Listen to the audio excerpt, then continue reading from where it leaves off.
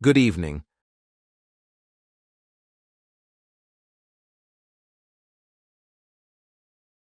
Just the perspective of your visit to China is unprecedented. You have been working for 4 days. During this time, you have seen the chairman of the Chinese embassy many times.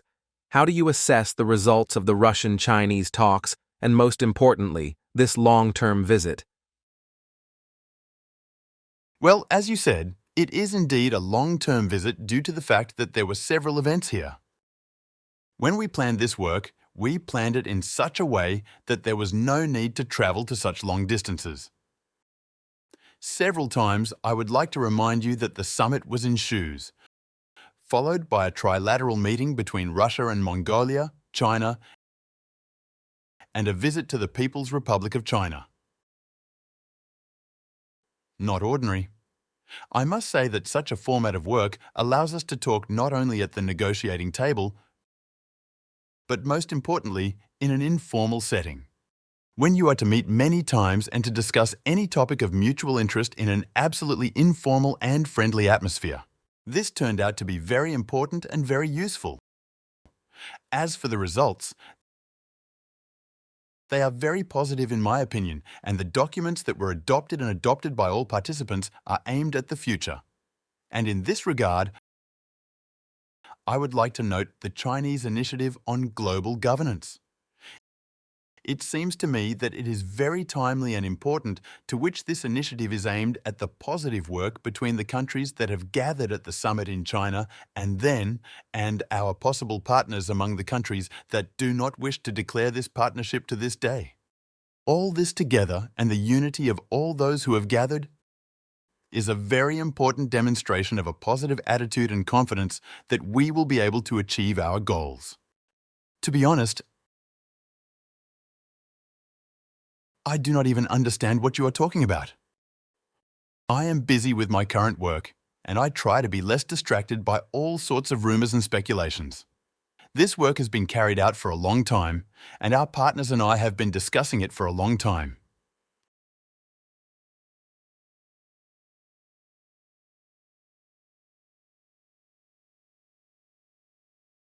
I would like to continue the topic of your visit to China on the bilateral agenda.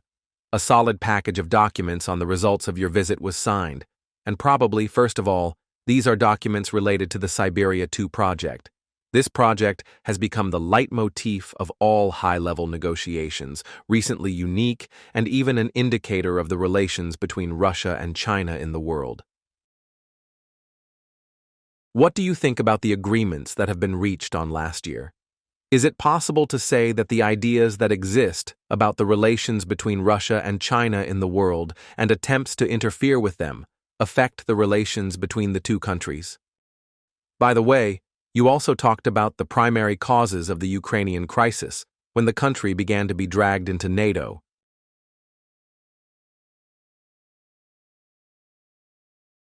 National maps was done here today.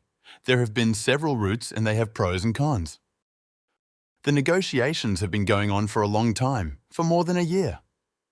But we all know that the world economy, despite the fact that in many countries there is a recession, for example, in the leading economies of the Eurozone is developing, especially in the Asia-Pacific region, to avoid the demand for energy resources, is growing, including in the Chinese economy, which continues to be one of the locomotives of the world economy.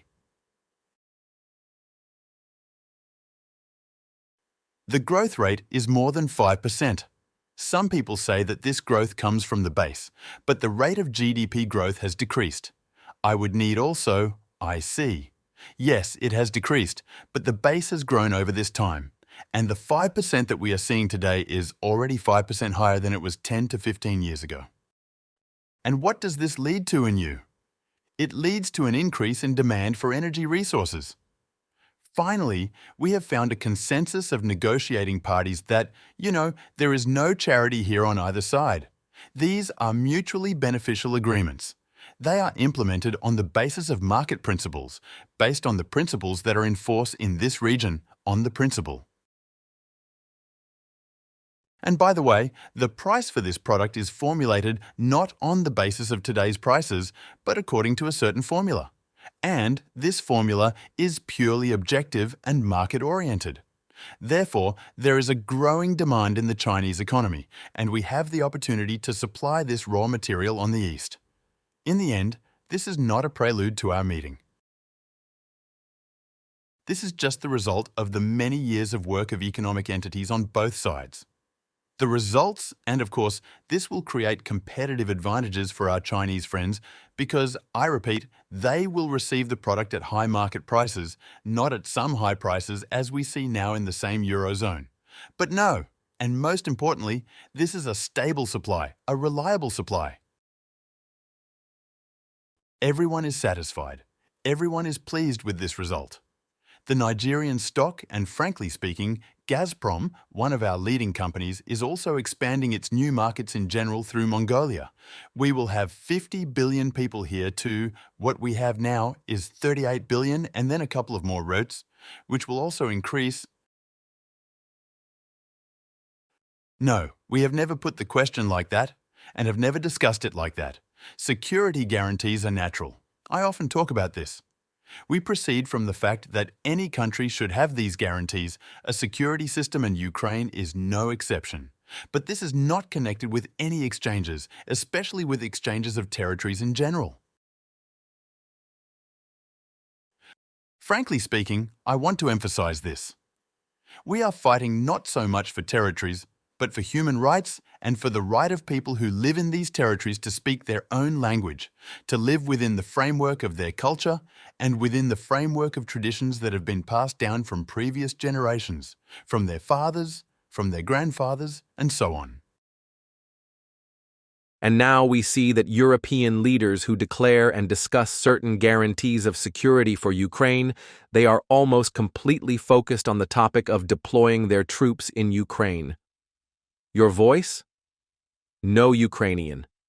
But at the same time, many continue to insist on the entry of Ukraine into the EU.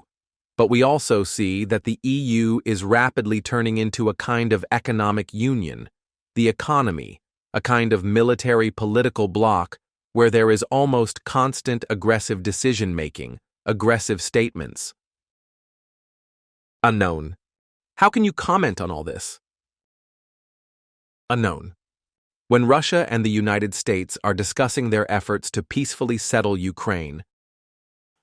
This is, first of all, what we are talking about. And if these peoples during electoral democratic procedures, including during referendums, spoke out in favor of being part of the Russian Federation, this opinion must be respected. This is democracy. I want to remind those who forget about it. Among other things, this is fully consistent with international law. I would like to remind you about the first articles of the Charter of the United Nations, where it is directly written about the right of nations to self-determination. But we do not connect territories and security guarantees with each other. Of course, we can say that these are close topics, but we do not directly connect them. The formula of security guarantees in exchange for territories is increasingly heard. Does this correspond to what you talked about with Trump in Alaska? And what do your words mean when you said that Russia is ready to join in developing these guarantees? Unknown. Who should be the guarantor in your opinion? And if you allow about Zelensky, is there any point in meeting with him now in the current conditions? Is it possible to work out some agreements at this meeting? Again, here are the efforts of the United States. Now, there are some speculations that there is a formula for guaranteeing security in exchange for territories. And so the question was not raised during the discussion in Anchorage. So, as for possible meetings with Mr. Zelensky, I have already spoken about this. But in general, I have never ruled out the possibility of such a meeting. Is there any sense in these meetings? But look, let's see here, in accordance with the Constitution of Ukraine. Some may agree with this, some may not. Here, you just need to carefully count. Read the text. The Constitution of Ukraine does not provide for any ways to extend the powers of the President of Ukraine. None at all. So he was elected for 5 years. 5 years passed. That's it. The powers are over. So there is a provision according to which elections are not held under martial law. Yes, that's true. But this does not mean that the president's powers are extended. It means that his powers expire and his powers are transferred to the Speaker Rado, including his powers as the Supreme Commander-in-Chief. So what should the current authorities do if they want to be legitimate and fully participate in the regulatory processes? They should hold a referendum in accordance with the Constitution of Ukraine. Any issues regarding territories are resolved only by referendum, as far as I remember. But a referendum cannot be held under martial law. This is also a constitutional provision of the Constitution itself. So, in order to hold a referendum, martial law must be lifted. But as soon as this is done, we need to go to the elections. And this process will last forever. The result of the elections is unclear. But whatever the result, we need to get the corresponding conclusion of the Constitutional Court. This is what is written in the basic law and how to obtain the conclusion of the Constitutional Court. If, after the authorities demanded that this Constitutional Court of Ukraine confirm the extension of the president's powers and he actually refused to do so, then what was done in Ukraine? It's funny, but true. Security stopped letting the chairman of the Constitutional Court into his workplace. That's it. Well, the movie ended there. But not quite.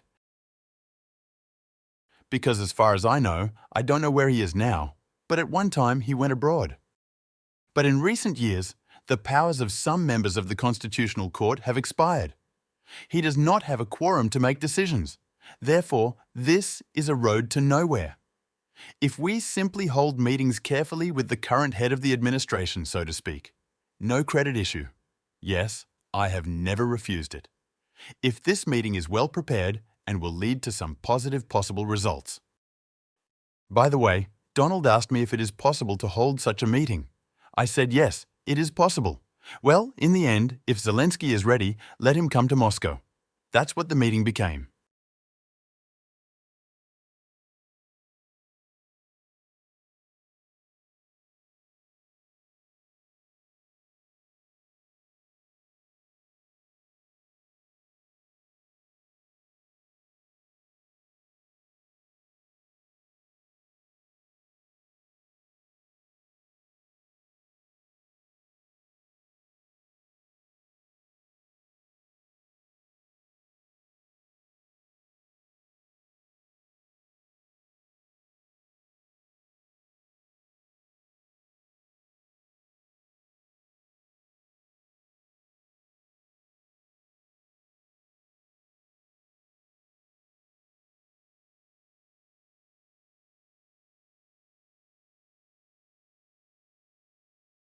This is all in reality today.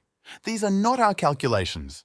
These are the calculations of international organizations in Europe But this does not mean that someone should dominate in politics or in some other sphere, including in the sphere of security. Therefore, we do not agree that some new dominating states should appear. Everyone should be equal.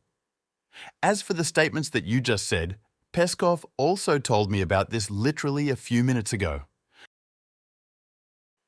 What do I think about this?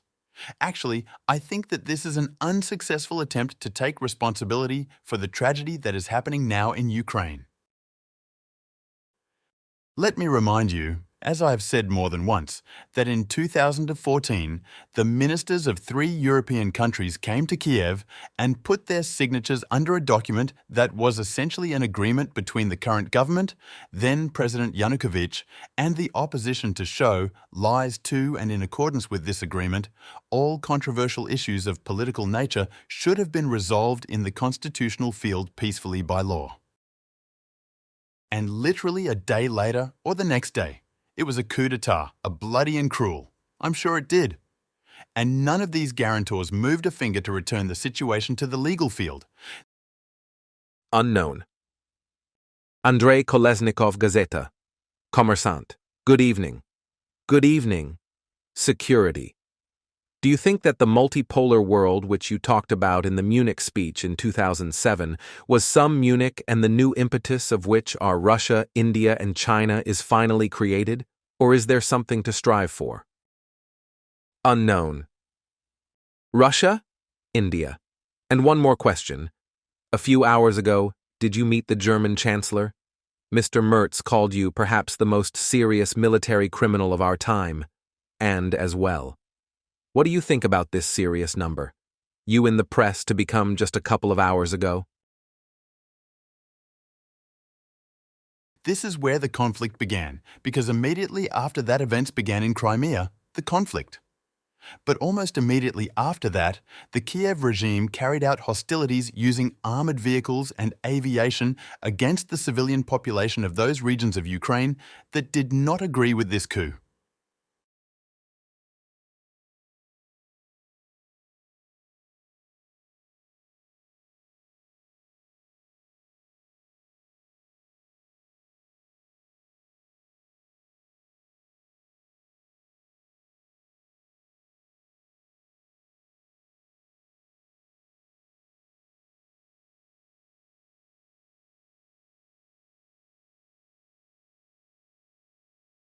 If someone thinks that you can treat the people of our country so indifferently, they should know that we will never allow such things to happen. When Russia looks involuntarily at the events that are taking place around it and does not react in any way, I will probably start with the second part since it is the key one. And then you basically view it back in 1922, we offered the Ukrainian authorities to respect the choice of those people who live in the southeast of Ukraine to withdraw their troops from there, and to end this conflict immediately as a coup. I must say that in general, this did not cause a complete rejection. But after we passed on the insistent call of our Western European colleagues, withdrew our troops from Kiev, the situation immediately changed, and we were told almost literally, now we will fight until you turn your heads away from us, or we will turn our heads away from you. The population you know will show up on the deck. I do not remember whether I ever said this publicly or not, but it sounded something like this. Now it is either us or you know what? This is how it continues. Nevertheless, I imagine that if common sense still prevails, then it is possible to agree on an acceptable option to end this conflict or not to go with it. So, or moreover, we see the mood of the current US administration under the leadership of President Trump. We see there not just a call, but a sincere desire to find a solution. No stranger to these two issues, it seems to me that there is a certain light at the end of the tunnel. We will see how the situation develops. If not now, then we will have to solve all the tasks set before us by force. We have already said this many times. I hope you will not say anything new here. We said that someone wants to take it. Someone does not. Those who are smarter do not want to do that. Yes, this is true. This is true even without any irony and without trying to deceive those who are more stupid. Why is it so few now and semi-economic? Because those who are smarter are people who are engaged in finance and economics. They understand that this will destroy all the principles of international economic and financial activity and will undoubtedly cause great harm to the world economy and international finance. Because in many countries of the world, there are already alliances that are trying to implement their own economic development plans within certain regions. Again, in this case, economic separatism will only intensify, and the overall financial and economic order will be destroyed. I am Olga Scobie for TV channel Russia in Europe. More and more people are talking about the need to take our money, $300 billion, and transfer it to Ukraine. But that's Ukraine. Of course, there are still those who think that this is not very beautiful and very dangerous. But more than those who are ready to achieve and suppress theft. How do you feel about this? And one more important question about the special operation of a prosperous Vladimir Vladimirovich. Is there a chance that it will end soon? How do you feel about it? Do you feel that it is coming to an end? Good afternoon, Zvezda Commissioner Kofi Konstantin. Could you share the latest information about the situation in the Special Military Operation Area and what reports? If it is not a secret, Do you receive from the commanding front in general? How much has the situation on the battlefield changed recently? Igor Zdanov, RT. Vladimir Vladimirovich. All groups of the Russian armed forces are advancing in all directions. They are advancing successfully at different paces. Well, almost in all directions. No practice can have no problem. I will not read it out. If you represent the Zvezda TV channel, you know the names of these groups and the direction of their combat operations. How does the enemy react to this? What does that mean? What we see is that it is trying to plug holes, as it is called, by transferring the most capable units from one region, which is quite difficult for it to other areas of combat operations, which it considers more critical on the perimeter road. For example, if my memory serves me correctly quite recently, it is necessary to check.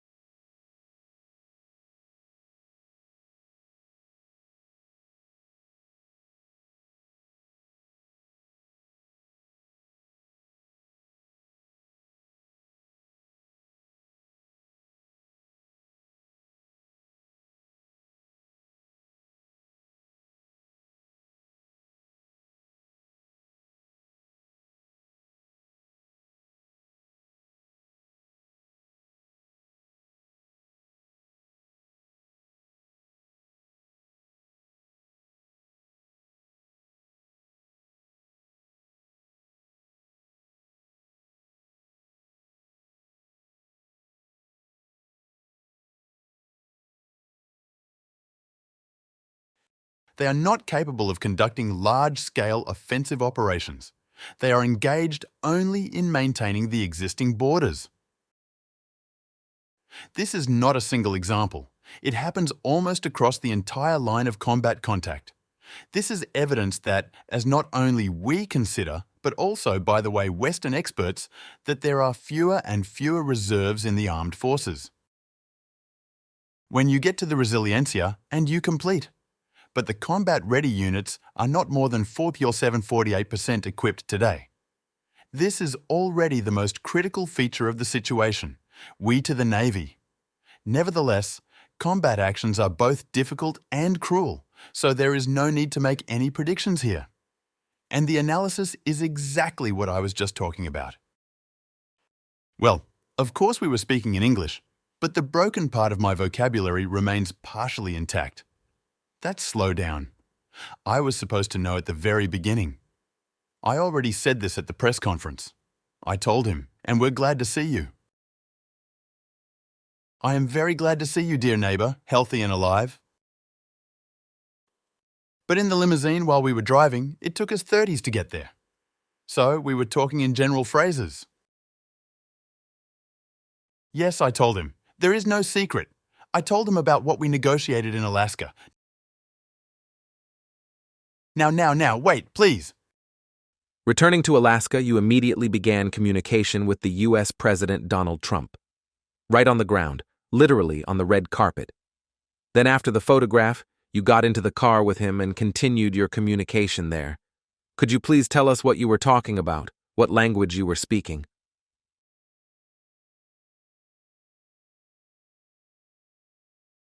In general, this is the idea of Vladimir Jinping himself. We were at one of the events with him, and I drew attention to the fact that it is very difficult for our producers to break into the Chinese market. But he smiled and said, "Let's produce joint films. And then the market will be open." Indeed it is. So one of the first swallows is Red Silk. What a nice bureau horse that you get.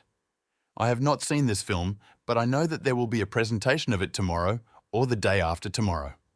But I ask them, in general, people are enjoying the popularity of the film, and of course, we have our plans. If you are interested, you can ask the Minister of Culture of Libya. She will tell you more about all the plans in this regard. I thought it with them, as far as I know. We are already working on other joint films. A prince who did this is really a very good way to work in the huge, very powerful and attractive Chinese market. I haven't seen this film and this is the first time I've heard about it. I can't comment on anything because I don't know. Unknown. When we were going to the parade, the chairman was talking about it. Yes, Mr. Berlusconi was actively developing this topic at one time. Well, yes. Modern means of healthcare. Medical means even surgical ones, related to organ transplantation. Allow humanity to hope that active life will not continue as it is today. It's not just to actively put. The average age in different countries is different, but nevertheless, the life expectancy will significantly increase. You know, I don't remember what year it was given, but I think it was in the 1950s. I need to look it up. I may be mistaken, but I will tell you what it is about. It's a no-no schedule too by this year, in my opinion, in the 1950s. There will be more people on the planet over 65 years of age than 5-6-year-old children. This will have both social, political, and economic consequences. This is what we must think about when we talk about life expectancy. Shows is not designed to resist anyone. We do not pose such a challenge to ourselves. So who do you discuss with who you do? I would like to draw your attention to the fact that during the discussions and bilateral meetings, nothing that could be called a confrontational beginning has ever occurred. No sooner story than that. First of all, we are all set to work together with a positive outcome. There are no uncultured ones. Our relations with China are developing not only in the sphere of economy and energy, but also in the sphere of culture. One of the significant events of this year is the release of the joint film Red Silk. You told this to Xi Jinping during his May visit to Moscow. You mentioned it during an interview with Xinhua Agency. Tell us, will there be similar projects in the future? And maybe you also managed to see Red Silk. Share your emotions. We are not thinking about how to outplay someone or how to achieve better results in the philosophy of competition. No, we are just thinking about how to better organize our own work to the issue of need and how to achieve positive results by working together. That is what Airshows is all about. Can I ask a question on the same topic? Unknown. You can excuse me, please? Vladimir Vladimirovich, please tell me now. The 19th package of sanctions is being prepared by Europe, and it is no longer a threat to us but to our partners.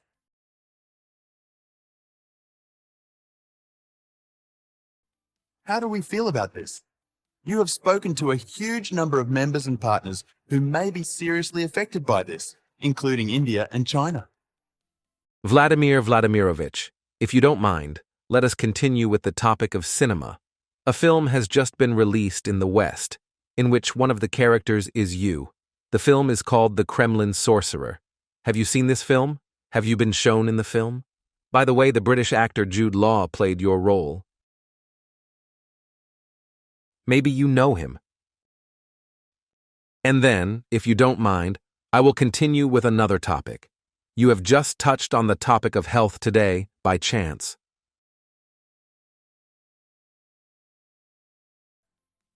What do they think about this? How can we react to this? And who do you think will be more affected by this? You know, oddly enough, we have not discussed this topic, and why? Because, to be honest, it does not concern us. Which in Ukraine, these events in Ukraine are just a prelude to resolving economic issues in relation to a number of countries whose economic relations do not please someone. No, Premier. Duck, for example. Yes, there is a disproportion in trade between the United States and India, the United States and China. But there is no disproportion in economic relations between Brazil and the United States. This is the first point. More I was to approach you Brazil if you need to. The second point is that the deadline was set for August 8th and additional sanctions were introduced against Brazil on August 6th. What does Ukraine have to do with this? Although there were references to Ukraine, I think about this issue. What does it have to do with it? It has nothing to do with it. There is a problem there. There is a problem in the internal political situation. There were footage on the air in which you and Chairman Ixings discussed age, immortality, organ transplantation. Vladimir Vladimirovich, can I ask you a question about the Shorts program results? Yes. Thank you. Please tell me, going back to the topic of your visit, this special summit was probably the largest in the history of the organization. Including the relationship between the current authorities and former President Bolsonaro. What is the role of this organization in the current turbulent world? And will she be able to become a kind of political alliance that will more effectively resist the threats coming from the West? It seems to me that in the end, everything will fall into place and will return to a normal economic dialogue. It has nothing to do with it. This is the first point. The second point is that, yes, there are some problems and imbalances in trade, but in our opinion, they still need to be resolved during the negotiation process. We have just held very long, detailed consultations with some of our partners. I will not talk about it now, and we also have such an imbalance with some of them. It is not in our interest. But what are we striving for? We are striving to reach an agreement with our partners on what they could offer us, what we could offer them, and to find a solution to these problems during this joint work. And we are succeeding, by the way. With one of our partners, we have 3 times more deliveries to our market than we deliver to our partners' market 3 times. So we are gaining patience and looking for a solution. This is the first point. The second point is that there are countries like India, which has almost 1.5 billion people, and China, which has 1.03 billion people with powerful economies, but also with their own intra-political laws. You see, when they say from the outside, we are going to torture you. We are going to punish you. But how can the leadership of such powerful, large countries, which have gone through very difficult periods in their history related to colonialism, related to attempts to invade their sovereignty for a long period of time? Sequentially, how should they react? But if one of them shows weakness, that's it. The political career is over. Just as the colonial era ended, it is impossible to talk to such partners in such a tone today. I am satisfied with Modensky's work. If there is a need to do something to raise the level to bring it to a political level, we are ready for it. I would not like to specify now and give specific names, but we are ready to raise it to a really high political level. The result is important, and what our negotiating group is doing now, under the leadership of my assistant Vladimir Modensky, I think is a good example of restraint and professionalism. Maybe a promotion comedy school like Mrs. Loesch, no. The fact is that I wanted to talk to you about the work of Steve Witchcraft. The fact is that now in the West, there is a whole wave of very tough criticism against him from both the media and politicians. He is accused of misunderstanding you at the negotiations that he incorrectly conveys to the US President, Donald Trump. The contents of the negotiations with you, and that he sympathizes too much with Russia. Unknown. You what?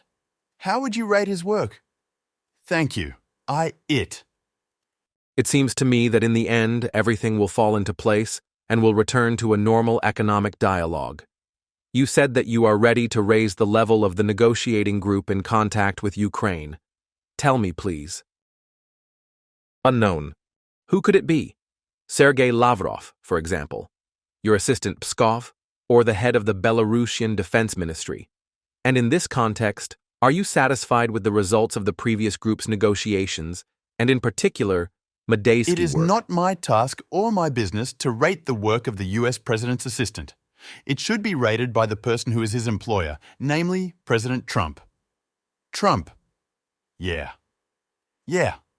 I am absolutely convinced that Mr. Whitcomb is using the position of the US President in his contacts with me and other members of the Russian leadership, and not any other in the budget to immunize Americans. Our talks at the Anchorage showed that it was clear from the context of our talks that he was conveying the position of the Russian side to President Trump quite authentically. President, And the fact that he is bringing this position of the US leadership to us objectively and precisely has become absolutely obvious to me during the discussion at the Anchorage.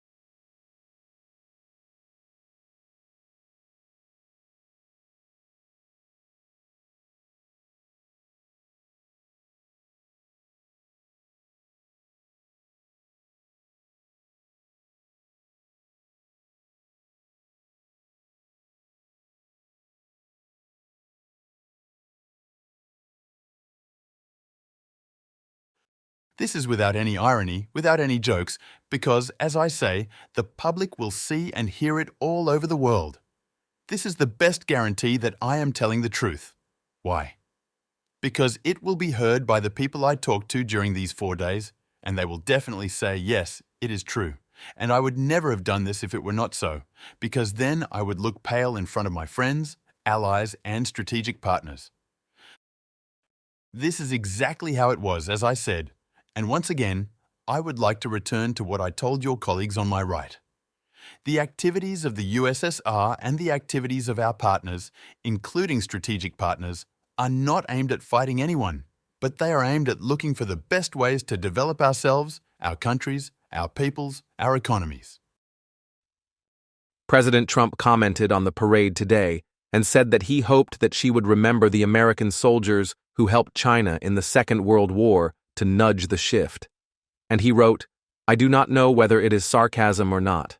The phrase, 'give my warmest wishes to Vladimir Putin and Kim Jong-un,' in sarcasm while you are building a conspiracy against the United States."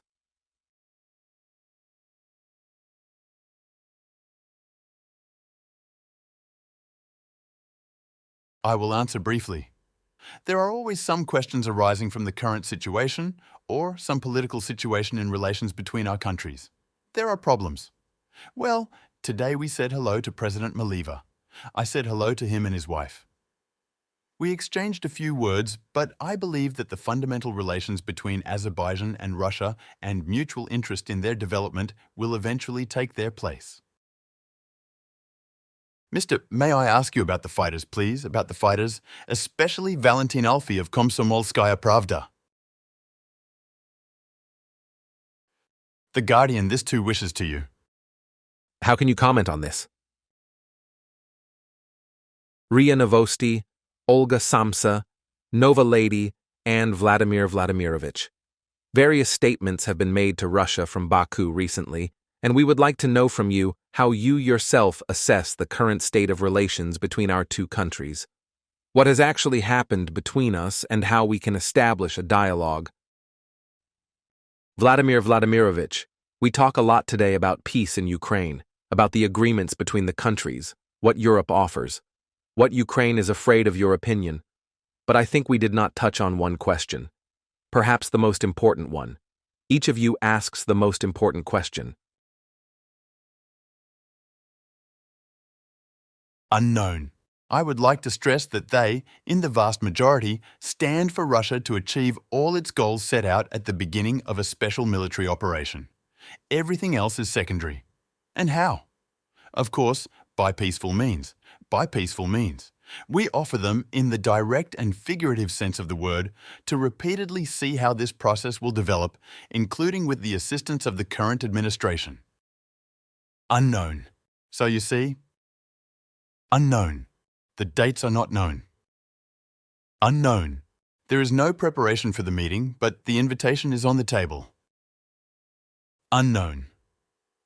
It is unfair, of course, that this is a unipolar world, and the fact is that we are going to build our relations not on the basis of the majority, but on the basis of the idea that everyone that is not on quantity, but on ideological considerations, builds their interaction. Unknown. And the idea, I have already said this, is that the world should be multipolar. And this means that all members of the international community should be equal and there should be no more equal ones. And the unipolar world should cease to exist, including in the interests of those. In any case, the peoples of those countries whose leadership still defends this reviving and which one might say revived system. Unknown. Let's finish here, especially with you. Thank you very much. Goodbye. And because what we discussed with Mr. Whitcomb was confirmed in full by President Trump, and he did not object to the fact that this was his position, Trump was a resource to that. There are a lot of very complex issues there. It is true, but it seems to me that this is what it is all about. This is how those who do not like this position speak with criticism of Mr. Whitcomb, but they also do not like the position of President Trump himself. Unknown. This is what it is all about. There may be different approaches to settlement. There are those who say that we need to fight until the last Ukrainian. And there are those, as some in Europe are trying to present cases now. And there are those, for example, as representatives of the current US administration and the President himself, who are trying to find solutions and solutions by peaceful means, and the first party, the party of war, it always attacks another party, the party of peace. Unknown. We all know this well. I have good relations with him. We communicate with each other by name, I can tell you. And I hope he will hear it too. How? It does not seem strange during these 4 days, during the most diverse negotiations, both in the informal and in the formal context. Unknown. No one and never expressed any negative judgments against the current US administration. This is the first thing. Second, all of my interlocutors, without exception. I want to emphasize all of them supported our meeting in Anchorage. All of them. And all of them expressed hope that the position of President Trump and the position of Russia and other participants in the negotiations would lead to the end of the armed conflict. Unknown. This is without any irony, without any jokes, because, as I say, the public will see and hear it all over the world. This is the best guarantee that I am telling the truth. Why? Because it will be heard by the people I talk to during these 4 days, and they will definitely say, yes, it is true. And I would never have done this if it were not so, because then I would look pale in front of my friends, allies, and strategic partners. This is exactly how it was, as I said, and once again, I would like to return to what I told your colleagues on my right. The activities of the USSR and the activities of our partners include when you get to the Resiliencia and you complete. But the combat-ready units are not more than 47-48% equipped today. This is already the most critical feature of the situation, we to the Navy. Nevertheless, combat actions are both difficult and cruel, so there is no need to make any predictions here. And the analysis is exactly what I was just talking about. You regularly receive reports from the battlefields, and we know that you regularly communicate with the commanders in the trenches and with the fighters in the trenches. What do they say about peace? Are they ready to accept a truce or these agreements, or do they insist on fighting to the very end, to the victorious end? It is clear. As for whether the multipolar world has developed or not in general, its contours, of course, have developed. But at the same time, I would not talk about some dominance in this multipolar world with the I'm like me. After all, when we talk about multipolarity, it does not mean that some new hegemon should appear to new state, new shores. Unknown. No one asks such questions, not within the framework of the issues, not within the framework of the BRX. All participants in international communication should have equal rights and all, from the point of view of international law, should be in the same position. Yes, of course there are economic giants such as India, China by the way, and our country is among the 4 largest countries in the world in terms of purchasing power parity with the net. Well, of course we were speaking in English, but the broken part of my vocabulary remains partially intact. That's slow down. I was supposed to know at the very beginning. I already said this at the press conference. I told him, and we're glad to see you. They tore in good spirit. And then all our attempts to solve this problem by peaceful means were put to the side and, in fact, publicly refused to implement the Minsk agreements in. So who is to blame for the tragedy that is taking place? Those who brought this situation to this point, by ignoring Russia's interests in the sphere of its security sphere, you be the person. Of course, we are in Beijing and in Moscow today. Nevertheless, the enemy transferred the 95th Brigade from the Sumy direction to another area. What is it easier for them there in the Sumy direction? No, they just replaced it with less capable units.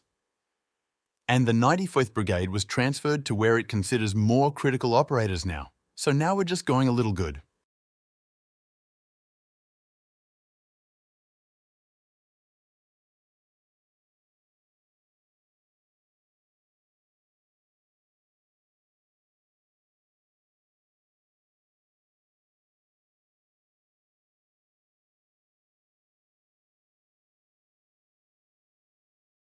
It seems to me that in the end, everything will fall into place and will return to a normal economic dialogue. You said that you are ready to raise the level of the negotiating group in contact with Ukraine. Tell me, please. Unknown. Who could it be? Sergei Lavrov, for example, your assistant Pskov, or the head of the Belarusian Defense Ministry? And in this context, are you satisfied with the beginning of a special military operation? Everything else is secondary. And how? Of course, by peaceful means. By peaceful means.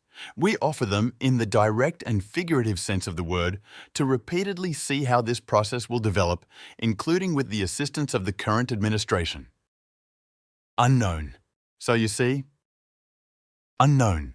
The dates are not known. Unknown. There is no preparation for the meeting, but the invitation is on the table. Unknown.